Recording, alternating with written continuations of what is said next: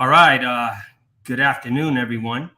And as anything else, uh, welcome to LinkedIn Perspective. And today we're going to be able to talk about quite a few things here. And the thing where we're going to talk about today is the actual up and coming court date that's happening with Mossack 3 in January. So as normal, things are getting a little hectic, but last minute things as I'm working from home. But I want to be able to share with you, and then the trial that's up and coming in on sometime in the middle of January for three highly decorated special operators, and it's important to bring. It is important to bring the awareness to the general public because we're reaching out. We want you to reach out to your local congressman, and we want you to be very cognizant of what's going on. It's a unfortunate situation, and excuse me, we want to be able to make sure that huh let me see if I'm getting this on here. Oh yeah, we're getting this on because it's live. So I'm getting some technical difficulties right here. So anyway, I have someone that I'm not going to disclose their name, but we want to be able to have this candid conversation, and it's important right before the new year, and it's especially right now where we have these highly decorated special ops from from the Mossack community, and we want you to reach out to your congressman and file a petition of this unjust behavior that these three individuals are going to be going through a general court martial, and they're going to be facing some serious time and most likely dishonorable discharge and some other things. So without further ado, I don't have to disclose your name, but go ahead, sir. Let's talk about the situation with Mossack 3 real quick. Okay? Yes, Ron, you did a great job with the introducing what this case is about. And to all the listeners who maybe haven't heard of the details, 3 years ago tonight, there was three Marine special operators who were over in Iraq. And matter of fact, this retired Green Beret who worked for Lockheed Martin. Mm-hmm. You can see his picture. They're on task and purpose. Earlier this month, he's a really huge guy, but he was drunk and he was starting to fight with these three Marsoc guys, and they tried to let him cool off. They gave themselves some distance, separated from them, and they walked out of this building, and there was this retired Green Beret Sergeant First Class with seven of his buddies, and he started a fight, punched one of the Marine gunnies in the face twice, coming in for the third time. And on that third attempt, the other Marine gunny came in and hit the retired Green Beret one time in the face, knocked him down, knocked him out. And they tended to him, they treated him, they evacuated him in their vehicle back to the base and continued to treat and watch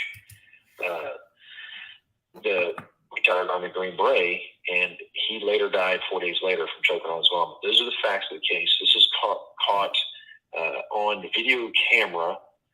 There's been testimony of this. And like I mentioned, this happened 3 years ago. There's nothing new to this case. As those of you who have not been involved in the military justice system, if the government has an airtight case, it's going to go in court, and they're not going to waste time. This doesn't. So what has happened to these three good men over the last 3 years is they've all been relieved of their positions. They're not serving as, Marines who are in teams, and that is having been served in, my career in force reconnaissance and special operations. If you take a Marine out of a special operations team, especially these enlisted Marines who have served, the majority of their entire careers in reconnaissance and special operations, doing combat deployments. These guys aren't off on some, easy state job, but you take them out of that job, you stop all their They get special duty assignments pay. You shut all that down. What goes on in the Marine's head and in his family, and then his peers think that, they must have done something wrong. It is professional destruction. Mm-hmm. And I've gone through this myself. You're treated like you're radioactive. Nobody wants to get around you. You really do find out who your true friends are. That's some of the byproducts and some of the circumstances. But what's about ready to happen here is they're about ready to step into a general court-martial, as you mentioned. This is the most severe of the three types of court-martials Correct. they have. So because someone died, it was not intentional, but the max punishment can be death. It's like you said, they could likely spend years and years in prison, possibly Fort Leavenworth. There's no joking matter. As we discussed, the government, has dragged this thing out for 3 years. They don't have a strong case. So what happened here just recently, last month, Colonel Christopher Shaw is up at Headquarters Marine Corps, Judge Advocate Division. He went and he met with 8 Mm-hmm. Marine defense attorneys down in Camp Lejeune and made several comments, and all 8 of those Marine lawyers, those defense attorneys, wrote affidavits and said, hey, basically this colonel came and used very specific words that if we defend these Marines with rigor like they're obligated to, they're obligated, that, as Colonel Shaw said, you fitness reports, an annual evaluation on your performance, that can protect you. He goes, but the colonel on the board, he will know who you are. He's like, this is a small community. He will know who you are, and you won't get promoted. So basically threatening their promotion, their retention, their assignments, the quality of life they can provide for their families. This isn't something that's conceptual. This is actually what happened. And the military attorneys are compelled to tell the truth. These are all Marine Corps officers. So these attorneys for years and years, and all 8 of them made these sworn affidavits. So we have a situation where, because the government doesn't see that they have a strong case, they're coercing this Marine colonel is coercing these multiple junior officers to basically play ball, Mm-hmm. like the mob. Hey, this is how it's going to end up. And this is unlawful command influence. So honestly, how can Marines have a fair trial? Mentioned before, and I want to emphasize it again, that in a civilian court, the jury does not have their promotions, their retention, their quality of life impacted by the judge. This is not some third world country like North Korea where it's rigged. But in the military justice system, the jury, they can definitely, in this case with Marine Special Operations Command, the jury members are picked from within inside the Marine Special Operations Command. They have a convening authority. That convening authority is the commander of Marine Special Operations, Major General Glenn. And this has been going on. So obviously there was someone who died. It was unintentional. He started the fight. Terrible that it happened. But these Marines, that's not what they intended to do. They did exactly what they were told or taught, in using the minimal amount of force to disengage. Just one punch. That's all that happened. Mm-hmm. And these 3 men are going to be court-martialed on manslaughter charges, which is insane. So obviously, the Marine Corps wants this to go away, and it can. And it wouldn't surprise me if it did. It honestly wouldn't. And what that's going to take is for listeners to take action. Mm-hmm. And I'll send it to you again, the link to put in the after show notes of how they can contact their congressman, as well as how they can learn more about this case, because this is something that has gone on far too long, and listeners need to understand that they need to educate themselves on this case and think themselves, okay, if I was out for New Year's right here, and I live in Hawaii, if I walk down there in Honolulu and in Waikiki and somebody, who I don't know, and I don't really want to know, but if he attacks me or someone in my family, you have a right to defend yourself. Correct. Especially with the minimal amount of use. These guys aren't trained in the Marines to run away or scream or blow a rape whistle. They're trained to protect themselves, to defend themselves. That's why we had a national defense, and these members are in it, and this is how they've been trained. They use the minimal amount of force, and that's what they're trained in boot camp. They're trained in special operations. They're trained in different specific special skills courses like the breachers course and specialized demolition. You only use the minimal amount of force that's necessary to defeat, whether it's an adversary or a locking mechanism on a door, and that's what they did.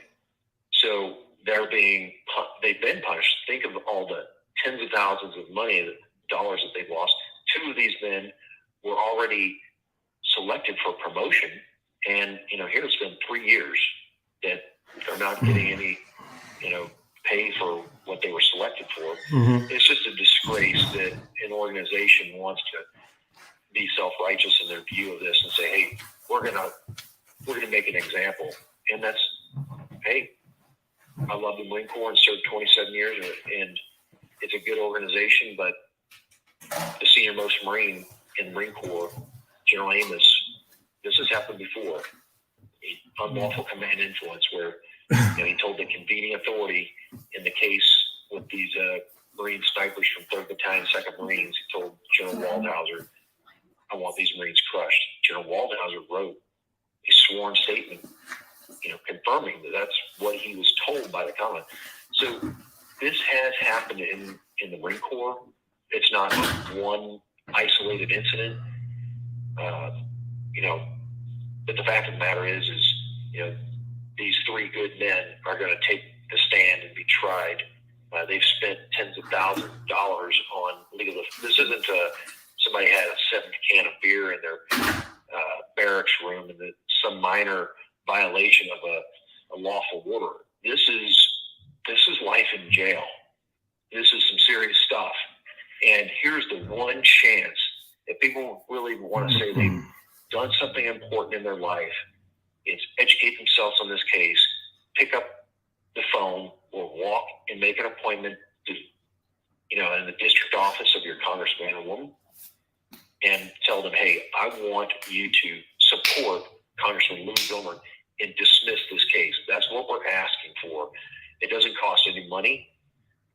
One thing I love about what you're doing is you take immediate action. That's what you're trained to do in the Marine Corps.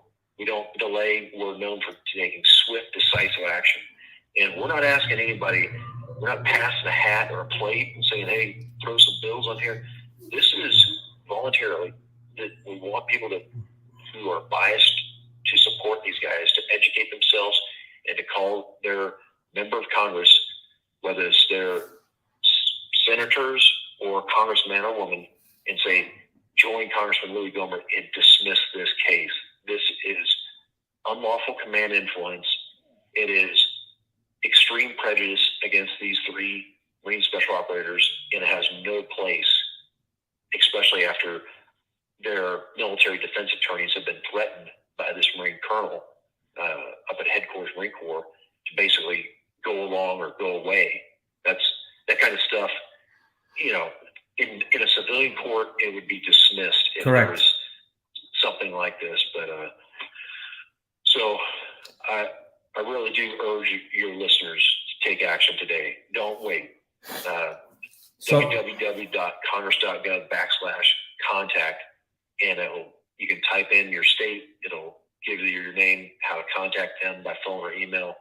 Do it today, and then again, do it again right after Congress returns from the New Year's, and specifically say, I want this case dismissed. I want you to support the actions of Congressman Louis Gohmert in dismissing the case against the MARSOC 3. That's exactly what needs to happen. It needs to be that simple. So, to your point, right? I've spoken to you offline, and I've spoken to 2 out of the 3 individuals. And to your point, right? We're a community. So I get it. There's a lot of investment that's involved with these three operators, right? There's a lot of investment. There's government funding. It starts from selection and goes to training. And there's as you stated, there's different types of approaches when we use minimal force to neutralize the situation, unless it escalates to a higher tier level. To the special operations community, and I've shared this with quite a few people.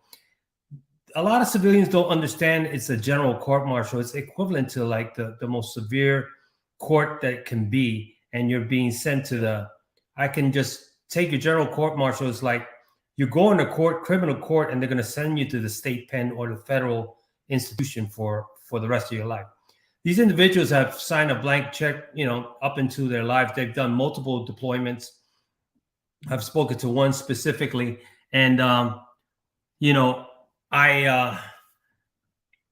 started thinking, as we talked about right before the Christmas holidays, right, that what's going through their mind. That we can't talk to them because of a legal gag order, but this is where the opportunity for people who are actually listening, who are active duty or part of the special operations community, they don't need to divulge their identity, but they can reach out and they could more or less reach out to their local congressman. What you can do is type on in the comments that I tagged you on, or more or less, to be able to put down the website.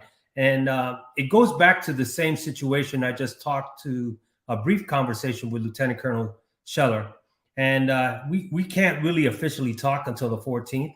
But we found out that just because he posted a social media rant, he's got other than honorable after 17 years, and he was part of the community as well, right, with multiple deployments.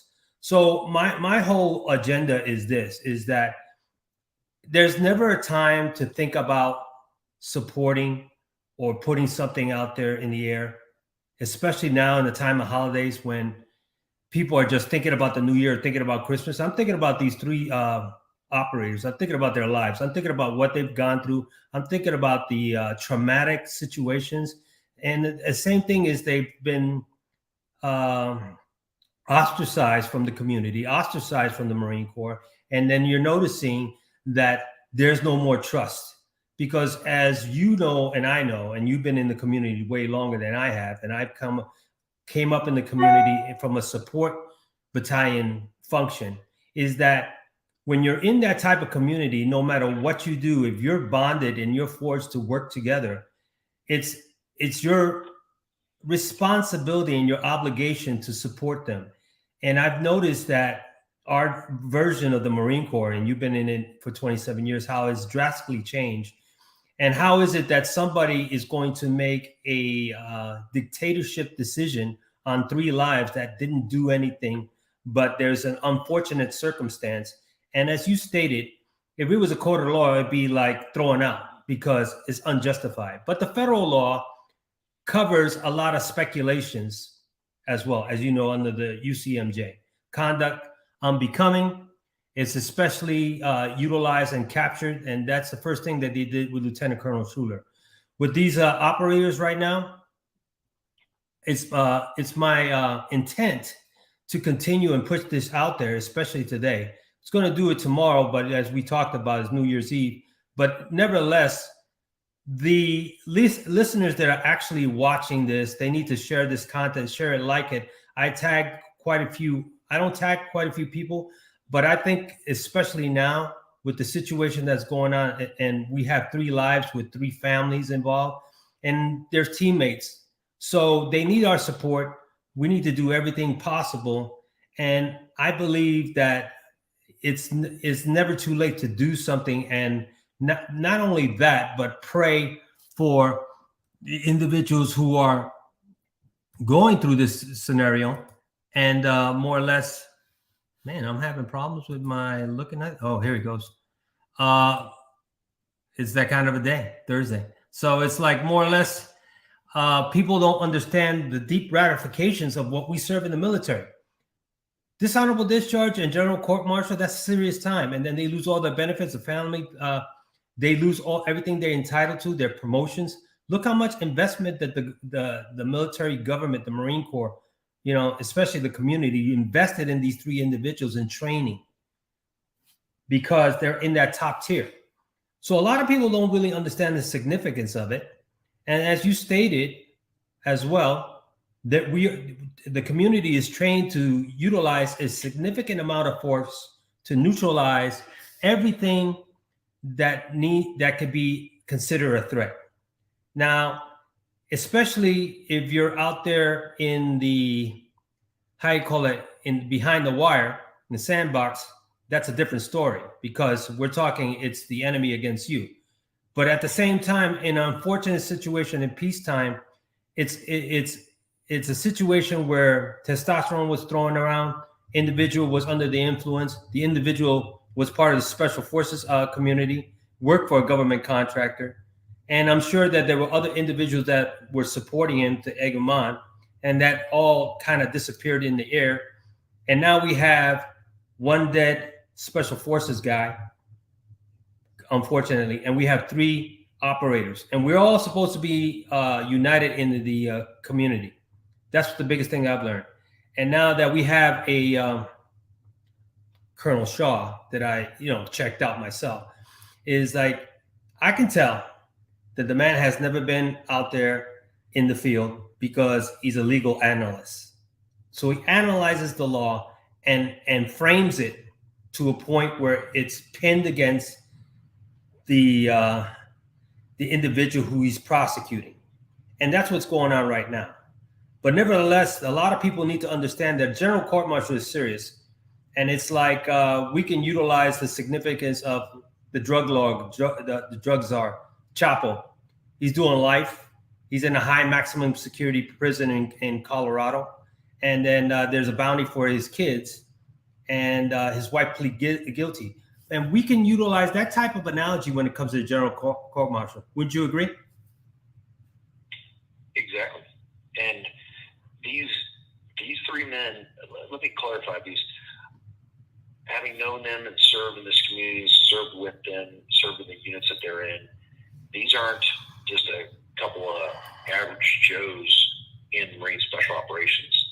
These are the best raiders in that organization. Yep. And sometimes, it can be real easy, especially if somebody's a Naval Academy guy that, I found that, the case that I was in, you had people from the Naval Academy and the U.S. Military Academy at West Point, these senior officers who, just like other guys, if they went to like Virginia Military Institute, they're used to this strict discipline. But that's not how the Marine Corps can function on a zero defect mentality. That is written into our doctrine. That is taught in our schools that we shall not have a zero defects mentality. So here you take the very best guys, and now they're under fire. And like you said, we do have to pray because that is what got the 7 of us through in our case when we were under fire. And we had 45 criminal investigators coming after us, half a dozen, government prosecuting attorneys coming down against us, to include bringing these guys in, clearing the bench from the reserves, bringing in these guys with the civilian, hired gun, as we'll call it, using the unfair advantage. I mean, it's just sick and disgusting because the government they have unlimited resources. They're not young, staff, non-commissioned officers that, they don't have unlimited resources. So these guys have been, and the government will do that. They'll outspend you. They'll just keep dragging it on. Especially if they can't win, they're hoping that, just like back to Julius Caesar, their strategy is to divide and conquer. Let's weaken them. Let's starve them out, and then one will crack, and then they'll turn on each other. And they try to do that in our case, in the original case. And let me explain something that, as you know, and every Marine who's listening knows, the Marine Corps was founded in a bar. The Marine Corps wasn't founded by a bunch of choir boys. It was founded by a bar owner who became our first commandant, and he actually was encouraging these men there in Philadelphia to rise up and overthrow the most powerful nation on the planet at that time, the British Empire. And so these weren't little guys who were in knitting circles on Saturday night doing just this honorable. These were guys who participated in using some alcohol, and that has happened. It didn't happen on my deployment. I'm not trying to say I'm some righteous person, but I was in that community at MARSOC, and after our first deployment, through all these deployments, there has been alcohol there, and they have this general order number 1, and this is what the Marine Corps is going to try. If they can't get you for what the public is perceiving, like, hey, these guys, we're bringing them up on these charges, what they're going to do is this shell game. Yep. They're going to do exactly what happened in our case, and they're going to remove the media. This is the Gestapo tactics, the Stalinistic, stuff that shouldn't even exist in the United States of America. So, in violation of their First Amendment rights, just like what happened in our case, and this is going to be what's happening in these 3 guys' case, is they're going to, in front of the media, starting here in January 2022, they're going to throw the book at them, tell them they did all this heinous stuff, and how there needs to be accountability, and then they're going to remove the media, and then the media won't be able to hear or report anything, but then they're going to bring up this little chicken shit stuff about drinking. Yeah. Where there's alcohol involved. Well, and that violates the general order number 1. So they did disobey a lawful order. And so some of this will trickle out while the media isn't there. Let's say they violated a lawful order. It'll make it sound so bad that you don't want to stand behind these guys. And the average person that reads the Marine Corps Times or whatever newspaper is out there, they have these slanderous headlines, but they're not getting the full truth. The Marine Corps, the government's prosecuting attorneys, goes up to the convening authority. This is the intended outcome. They're doing a psychological information operation. Yep. To change the way that you're going to think. Divide and conquer. It's a magic trick. And you're going to walk out of there thinking that these guys really did something terrible. Some of it is so bad that we don't even know because it's classified. The media couldn't even be there for this stuff, but it was bad. And they're going to try to come after him for this lesser-known offense in a general court-martial, which, if convicted, maybe they don't go to jail for the rest of their lives, but they're going to have a felony conviction. Now, how fair is that? How fair is that? Let me explain something to you. Right. That since the beginning, I said there has been alcohol in all these deployments. Mm-hmm. So, as in our case, the very first Marine Special Operations case the Marine Special Operations Task Force that ever deployed, now if they could have found some alcohol or something that we did wrong, we would have been crucified. But here's a more important point. Because I knew on all those deployments after that, all those guys, just like all the Green Berets and SEALs, you name it in Special Operations, whether you're frogmen, Ranger, they have alcohol there. Of course. So my thing is, it's baked into the DNA of Marines that we're founded in a bar. We celebrate our birthday. We're an organization that prides itself on the birthday being founded in Tun Tavern in Philadelphia, Pennsylvania. We talk about how these ships went out in the early days of the Marine Corps, and these guys went side by side battling, French and British ships and swinging across on ropes, and that they were totally drunk. They'd come back with all the rum completely, gone, and tons of water still left on the ship. And we take pride in that kind of stuff. But here in this case, now things have changed. We're going to get high and mighty and righteous and self-righteous and say, we can't have any of this. But here's a more important question. The very first deployment that we went on in Special Operations in 2007, they brought myself and one other commissioned officer, and they tried us in a court. Longest trial in Marine Corps history, 3.5 weeks. And they used these tactics of the shell game, making slanderous headlines and then having the media leave immediately afterwards so we couldn't defend ourselves. going to go on, I predict, unless this case is dismissed. And these guys are going to look, like criminals. But here's the real point. Myself and other commission officer, we're the only two that were tried. Wow. Where are the officers in this case? So are we saying in the Marine Corps now that officers aren't in charge and aren't held accountable?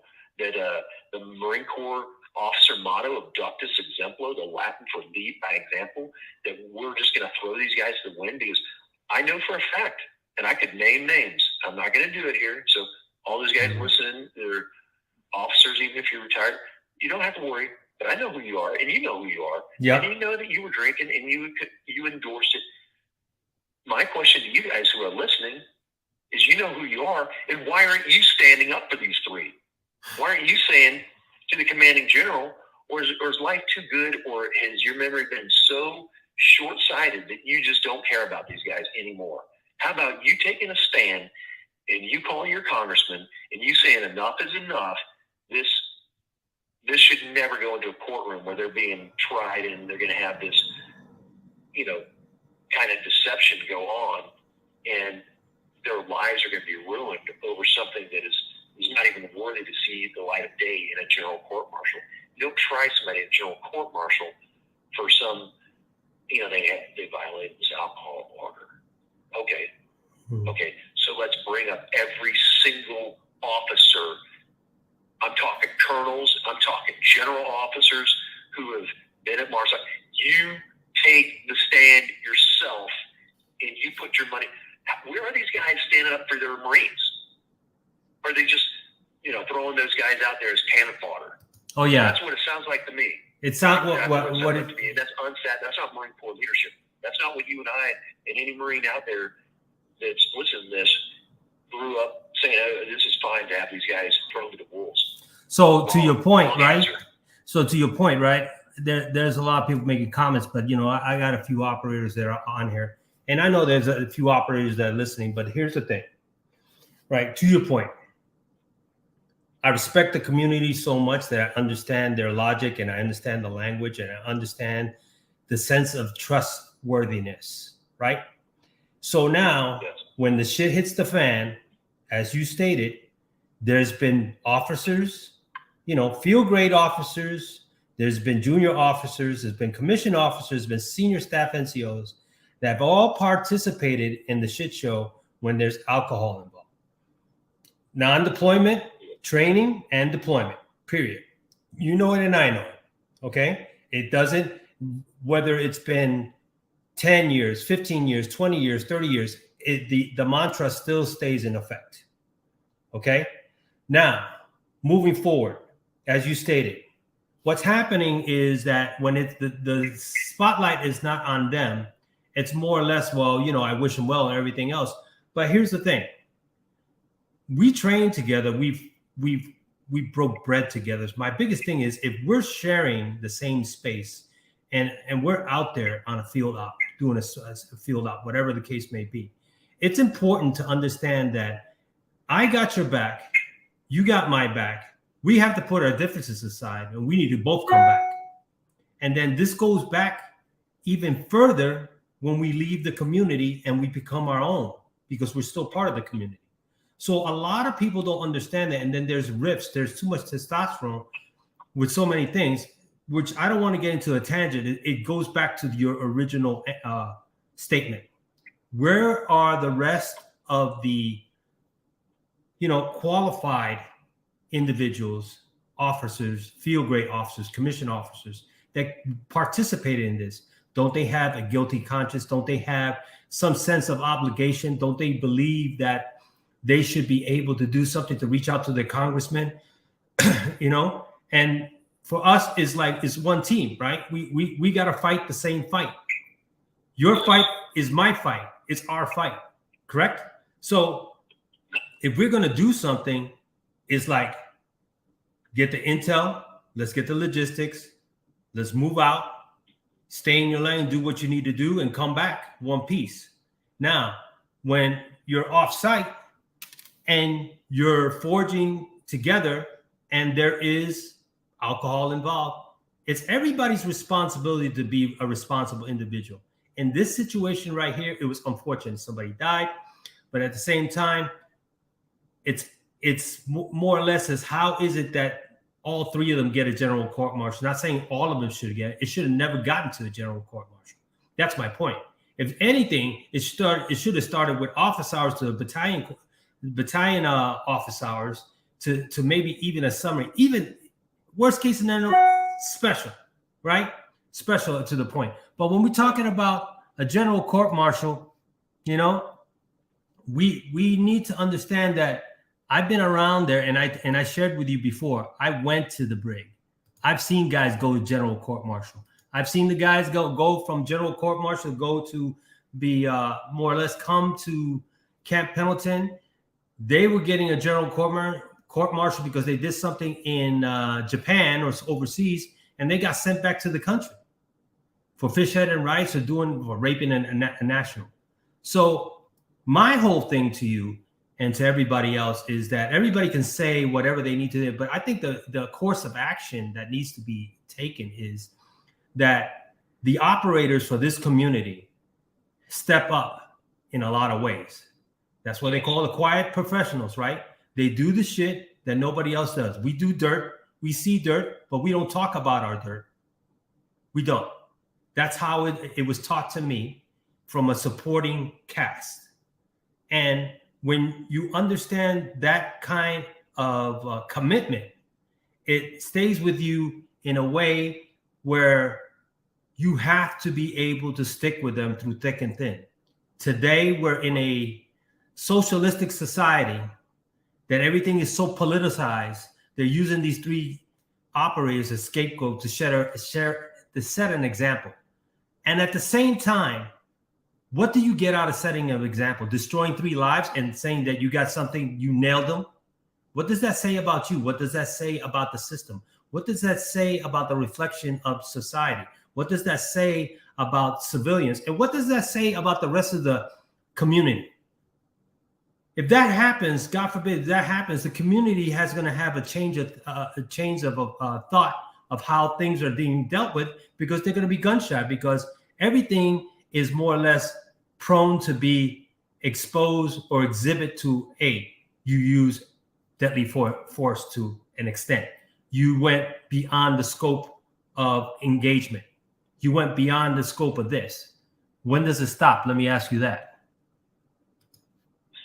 This is exactly the second, third order effects.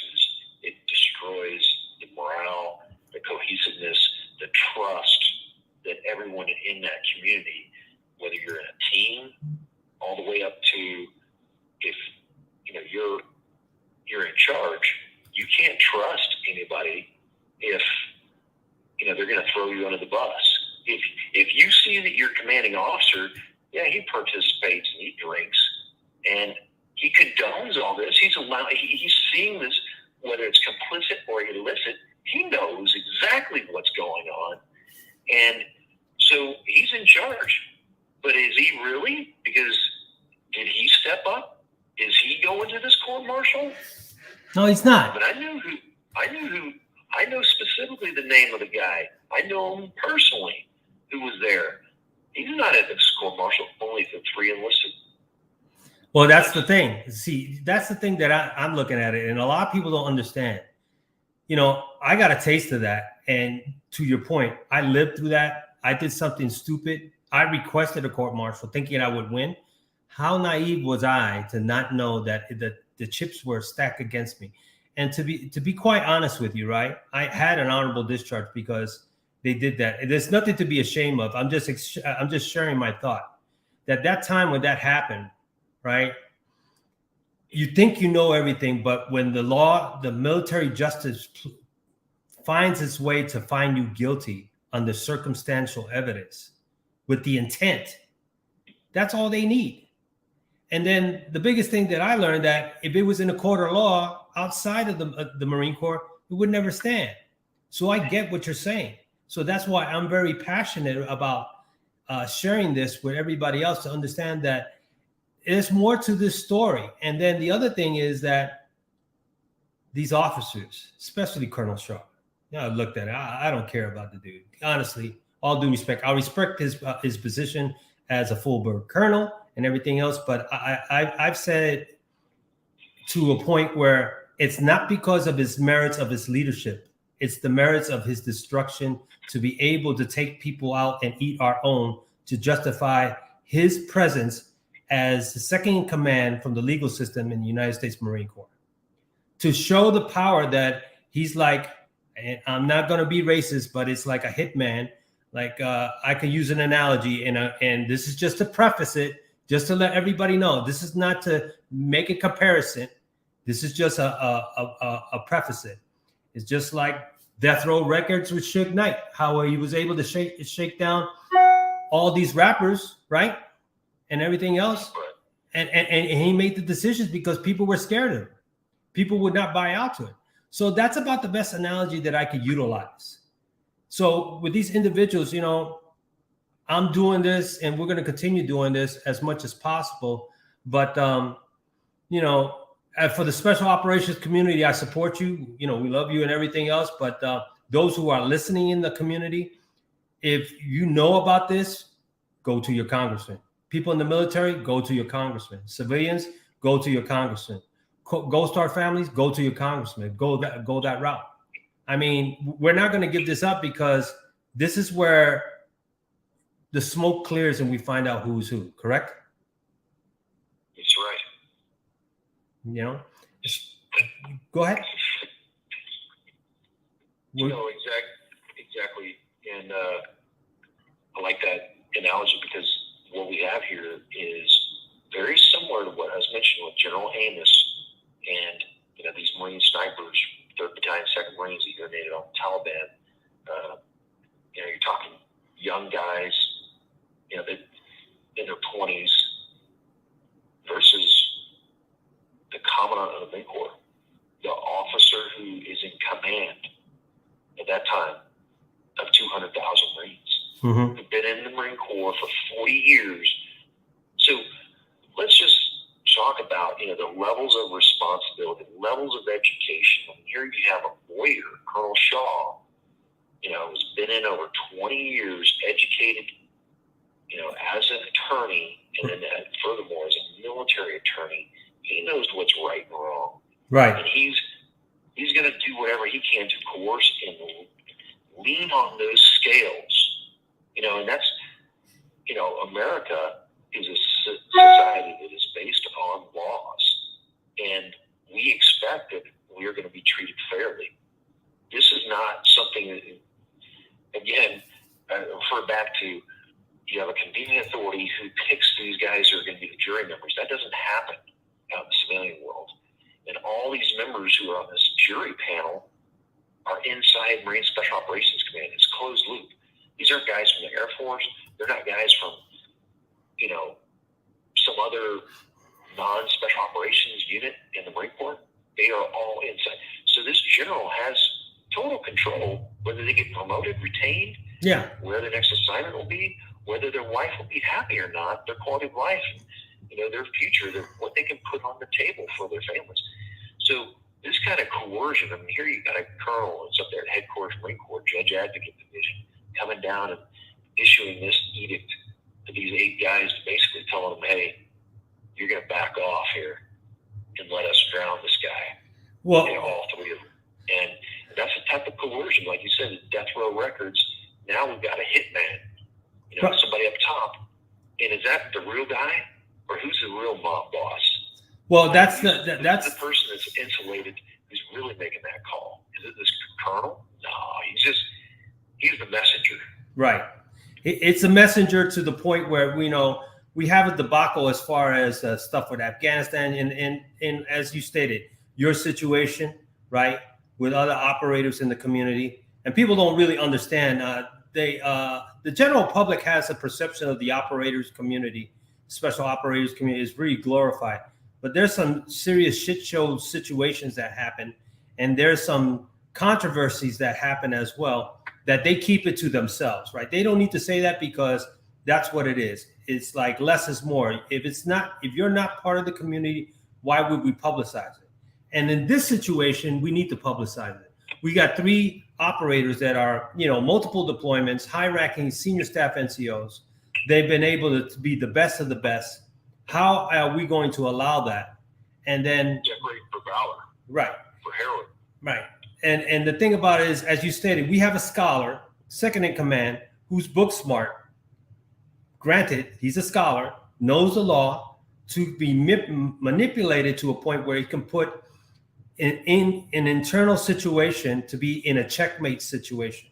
So when I say in a checkmate is like, all right, we're going to play chess, but guess what? I know all the players.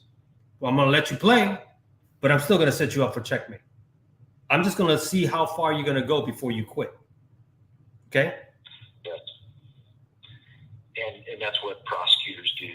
Inside the military, outside the military, we all know. We've seen this type of stuff. I was talking to a former corpsman of mine yesterday. We served for several years overseas together. He, served in MARSOC for I don't know how many years. Great man. He was just telling me a case where inside their organization, the judge advocate inside the command, was threatening him. Hey, I want this guy's medical record. He's just like sign for big. It's like, hey, let me tell you what I can do to you. And that kind of threat. Where senior officers threaten to basically destroy somebody professionally, right? Professional destruction. And not everybody gets that in the military. I'm not saying the whole organization, but what Colonel Shaw did is a lot more intentional than, in the heat of the moment, in a split second, you see your buddy get beat up and you're making a nanosecond decision to take action just like how you're trained. Mm-hmm. This wasn't with any weapon or excessive fighting or anything. But what Colonel Shaw did, he definitely knew he's crossing the line. Well, he caught. Is he going to a court martial? That won't happen. Well, we know that he's crossed the line, right? We know that, and honestly, is like he's a man just like you and me. Okay, he's a man just like me, you and me. But the other point is that technically, he doesn't give a shit, right? And I could say that wholeheartedly, that he doesn't give a shit for a lot of reasons. And he's protected. He's a made man. He's a wise guy, just like in the mob. And when you do what the boss wants, nothing's going to happen to you because you're protected. And that's how the mob works. It's like this hush or protection money. You do what I tell you to do, and you're going to be fine. Did anything happen to General Amos? No. He was convicted in a trial after he retired. Found guilty. Found the Commandant of the Marine Corps found guilty of unlawful command influence. So don't say it doesn't happen. Look it up. It hasn't happened for a fact. Here it's happened again. But what happened? Now he's working for Morning Industries on these boards. They just move on, and they move on with their entire retirement salary, unlike what these guys will likely end up getting. And what happens? They move on to these board memberships where, it's a gravy train with biscuit wheels. It just keeps getting better and better for them. Not that he's enlisted. And that's what makes me so sick. How about somebody taking the stand before this goes to trial and saying, hey, where's the Sergeant Major of the Marine Corps on this one? Well, everybody's ghost. Let me put it to you this way. All the top heavy, influential senior staff NCOs, commissioned officers, field grade officers, chief of staff, they're all playing ghost on this because they're going to let Colonel Shaw pull that trigger. They're going to watch him do a political cancel culture within the special operations community to execute 3 individuals just because he can say he can do it. And the moral of the story is he wants to be known as I did it. So there's nothing you can do about it because I know the law. I'm not above the law in a way, but I am above the law to a point where I know the law and can utilize it to my advantage and use it to set an example to put fear or to, in the event you come after me and you're still in the military, it's more or less you're a done deal. And that's how the cancel culture in the Marine Corps has affected, as I stated before in the beginning of the segment with Lieutenant Colonel Scheller. And, we didn't talk, but under the honorable conditions. So it's a major shit show for the Marine Corps, because where the hell is that going? And then the other part, as we talked about previously, as I talked about getting a dishonorable discharge for not getting the vaccine. Come on, man. Let's get real. When is this going to end? But when 9/11 came and MOSOC was revamped again in the early 2000s, and now it's a high demand critical skill operator billing that you have to go through multiple selections, right? Oh yeah. Everybody, I'll join. I'll go recon. I'll go sniper. Several steps till you're actually out there in operating forces as a MARSOC, as a Marine Special Operator. Right. But my point is this, is that when the shit hit the fan, right? Oh, I want to go into infantry. I want to be a recon. I want to be a SEAL. I want to be Delta. I want to be a PJ. I want to be MOSOC. People didn't even know what MOSOC was until they shared their legacy, right? But the thing about it is, it's still a part of the special operations community. So a lot of people don't understand that we should be able to unite together and put it out there for its importance, because we're talking about 3 lives. We're talking about general court martial. We're talking about 20 years. We're talking about dishonorable discharge. We're talking about felonies. We're talking about losing their forfeiture of pay. We're talking about no pay. We're talking about the legacy of their families being directly involved. Those are the things that we're talking about.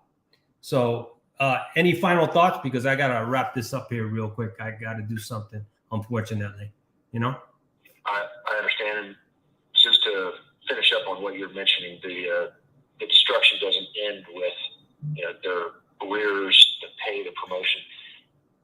Having lived through this, if anybody wants to, they can Google search MARSOC 7. This happened right from the beginning of MARSOC, and I'm a personal witness of being one of 7. What this does to someone's psyche, their physiology, how this has destroyed people's lives, to include family members. This doesn't just affect those Marines or Navy corpsmen that are directly involved. It's their kids that, this black cloud follows through them, like you say, the legacy, indefinitely. Mm-hmm. In the Marine Corps, as it would happen in our case, we had an act of Congress that the Commandant of the Marine Corps at the time, General Miller, has ignored to this day, which was just to use a legal term. You've been in the court and you've heard that every single one of them. I know you sat in people's non-judicial punishments. You've seen and heard all this stuff. They have to use legal terms such as innocent, guilty, or dismissed. And to just say acted appropriately when our charges were 19 murders and 50 counts of wounding civilians, alleged innocent civilians, false, trumped-up charges. In the military knew it. They had my polygraph. They wouldn't have put me in charge of the entire component of the Marine Special Operations Command's training if they thought I was a mass murderer. The fact is, they knew it, and they won't even to this day say that we were innocent. So this cloud, this type of self-righteous mindset about leadership has to be stopped. There has to be a civilian checks and balances, that our military is governed and led by civilian leadership and elected officials. And the last thing I'll say is, again, reiterate, contact Congressman Louis Gohmert's office, or have your congressman contact them. Their representative there, their military legislative assistant in Congressman Gohmert's office, is Derek Miller. And I'm not in the state of Texas. That's not how Congressman Louis Gohmert was in the Army. He was in the Army as a judge advocate. He is a lawyer, and he knows that this type of abuse, we're talking abuse, mental abuse, professional destruction. He knows this type of stuff goes on, and he knows that it actually happened to a gentleman named Derek Miller, who was convicted and spent time in Fort Leavenworth, and is now Congressman Louis Gohmert's military legislative assistant. They will fight for these 3 good men, and that's what we're asking you to pick up the phone. I'll send this information to you again so you can put it out how to contact their congressman, read up about this case, unfortunately is happening in Camp Lejeune within weeks. We're about 2 weeks away from this. The time for action is now, not, to pick up a glass and raise and cheer. That's what the Marine Corps is going to try to hang these guys on. Yep. And that's wrong. Right. So, but that's all I had to. I really appreciate you fighting to get this word out, to call to action. That's what Americans do. That's what concerned Americans that love our freedoms do. And don't let this happen to these 3 good men. So, to your point, right? We talked offline. I came up with a special operations community back in the 70s. So, I owe the way I think right now is impression to where I'm at. I'm going to continue to fight, but this won't be the last. And unfortunately, I have to cut this show because I got work to do. But if you like this content, share it, like it. This is LinkedIn Perspective. This is to be able to bring a virtual town hall for bring awareness. And this segment is for the MOSOC 3. And it's important that you make a conscious effort to reach out to your congressman. If you like this content, share it, tag it. This is brought to you by LinkedIn, and it's for the professionals who have a entitlement of a voice of opinion without being crucified. And for the military active people as well, understand that this happens behind closed door in each branch of the service. With that being said, Semper Fi, always beside you. Stay right there, bro. And check it out. All right. Peace out. 5, 4, 3, 2, 1.